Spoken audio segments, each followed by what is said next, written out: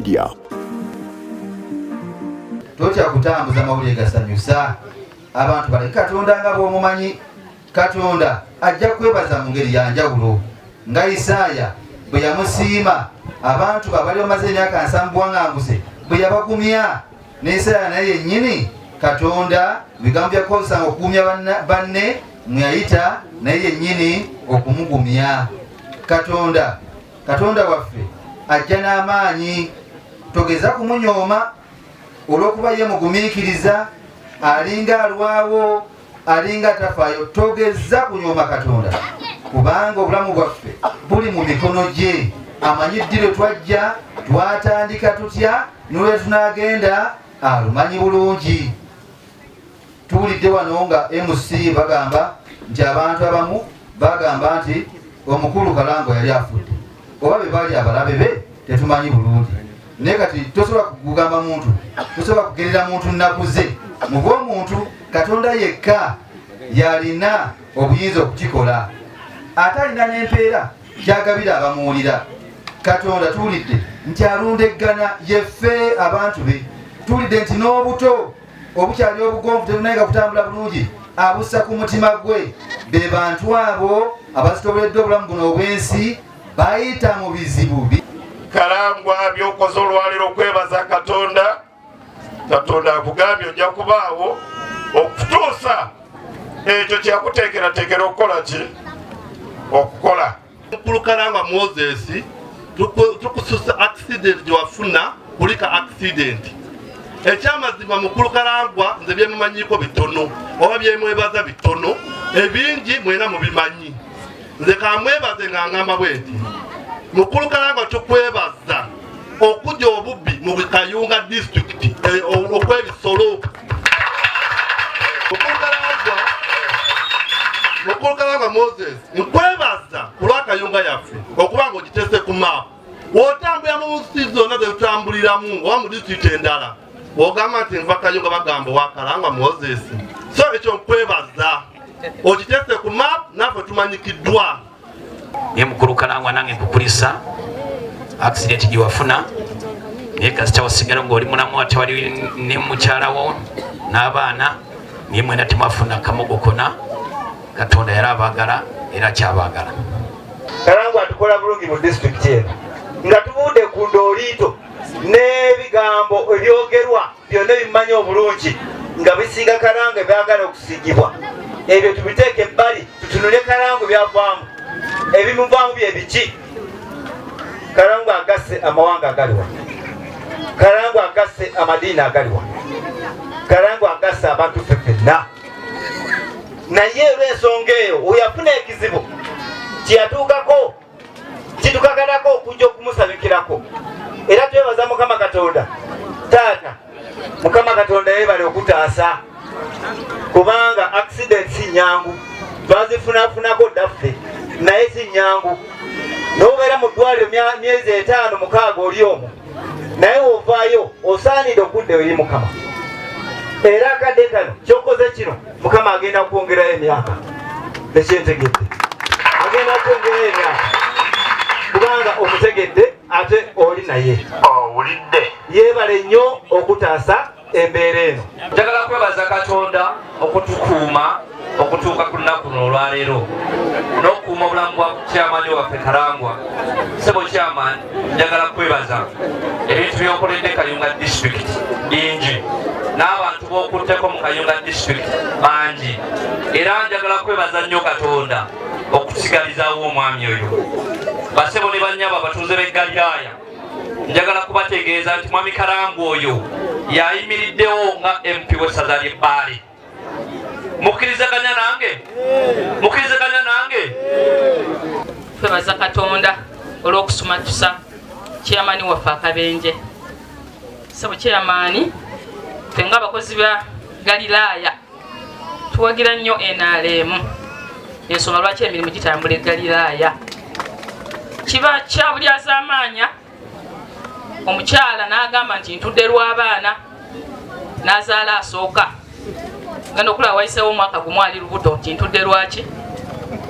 Naye ng'ew'omwami oyo wooli obazaala w'otayagala.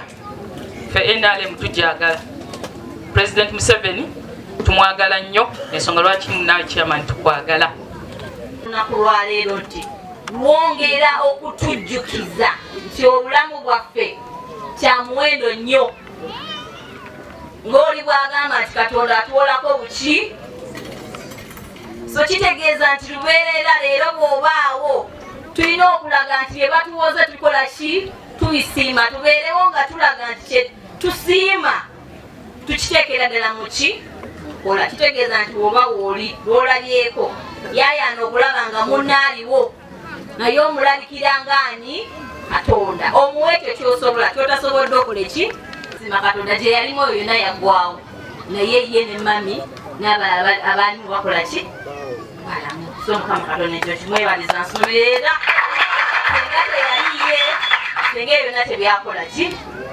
ne musinguzo njala okwebaza Mukama Katonda abalaba abo tebaali bakoze nga bo Katonda yakikyusa n'asalawo nga ye nti tanamujja kwoki ono era mwebaza Mukama Katonda ayinza byonna amuwonyeze ddala era ayise mu mbeera yonna ebaddewo era njagala kwebaza Mukama Katonda nti mukulu Karangwa Moses otukoze bulungi emirundi gyonna nsaba abantu wano bonna mukube engalo z'omwanguka ekituleese wano nsonga ya Karangwa mazima abamu sibawulira mukube engalo za Moses Karangwa tetuyiza okusabira olunaku lwaleero Ndemu omulimu munene nnyo kubanga saakirowooza baala olunaku luno ne bambuulira nga simanyi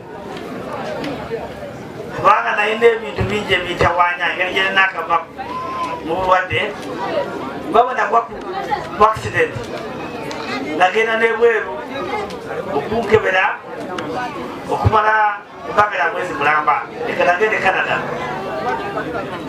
ekifuba kino kyali kinnuma nga kinnumira munda motoka yo yaggwawo gyeralimu naye nebaza Mukama nga bagambye nti ate nakuba ku matu bwe nagenda mutwale ne bazijanjaba ne bakebera kati embeera gyendimu teyeraliikiriza egombala egaliraaya munda zekyenjawulo kubanga kunafuna accident abasinga obungi babimanya naye bamusozo okuteekateeka okunsabira kitegeeza nti munjagala nange nja kubaagala kubanga egombolo ezikola kayunga ziri 13 mugombolo 13 zenkulembera egombolo emu yesoose okuteekateeka ekitambiro kya misa n'olwekyo mbebaza nnyo mwebale ddala abavubuka ba MK juzi twali twogera nga Karangwa bwayogedde ne mbagamba nti okuleka omuntu g'akulimba omuntu bw'aba akwagala n'omwana we aba amwagala n'olwekyo tetulina njawulo wakati wa MK ne Museveni fe n'abakulembeze b'ekibiina kya NRM MK abeera mwana waffe n'olwekyo ffe tusalawo omwana muzeyi bw'anaaba nga tulaba akyalinamu embavu omwogezemu muwulidde tukyalina emyaka 10 fe tumanyi nti n'olwomonde waffe bw'aba akyalina amaanyi omuzeeyi oyo w'enkofiira akyasobola otukulembera era tusuubira nti gireetaano egijja ng'ozizo muleeta 2 guli naye guno omusajja w'enkofiira akomawo tusaba Mukama waffe mukulu Kalisa chairman LS5 WNRM Kayunga district osiime ekirabo kyaffe kyetuleese nga bemuke ame Kayunga district okisiime tulina certificate ku mukolo gwali ebusaana watuwa kakadde kamu n'ekitundu enakyo tugenda kusiima tulina certificate gyetuteeseteese for bemuke movement Kayunga district watubeerawo nnyo ku mukolo gwaffe kutwakola ebusaana era webalegge era twagala kusiima Kansuso omulundi ogwokubiri tukusiimye lw'okutwagala ennyo naffe MK buli gye tugenda otuteekamu essente mu Kayunga disitulikiti yonna mukulu Kalangwa Kaliisa chairman William Kayunga disitulikiti yaduwa ssente waneeno nolwekyo tukusiimidde ddala tusiimye twagala embuzi eyo era ogenda ogiwuutemu